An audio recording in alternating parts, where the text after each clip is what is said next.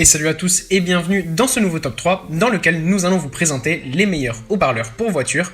Avant de commencer, n'hésitez pas à vous abonner à la chaîne et à activer la cloche pour ne rater aucune vidéo, à mettre un petit pouce bleu et un commentaire. Vous pouvez aussi voir la description dans laquelle nous avons mis le lien des produits. Et sur ce, c'est parti pour le top.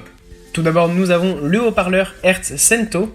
Si vous êtes un amateur d'audio et que vous voulez pousser votre système à des niveaux élevés, les Sento de Hertz sont définitivement pour vous. Ces enceintes sont séparées à deux voies et se composent de deux woofers de 165 mm, y compris les grilles de protection, deux tweeters de 28 mm et deux circuits de crossover. Comme pour toutes les enceintes séparées à deux voies, ces composants devront être montés séparément.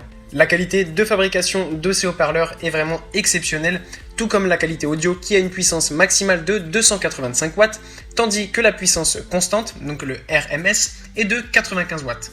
Si vous voulez obtenir des performances optimales et donc un système audio super performant à 100%, je peux vous recommander d'ajouter un amplificateur et un subwoofer. Ensuite, nous avons les Sony qui sont des haut-parleurs coaxiaux à 3 voies d'une taille très compacte de seulement 13 cm et d'une profondeur d'installation d'environ 45 mm. Ne vous laissez pas tromper par leur petite taille, ces enceintes sont en fait capables de délivrer une puissance nominale de 35 watts. Le son n'est pas tout à fait comparable à celui des appareils haut de gamme évidemment, mais il est remarquablement bon pour cette gamme de prix.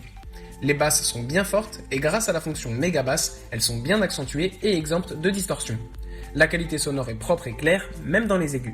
Grâce à son design minimal, ce modèle convient aux installations qui offrent très peu d'espace.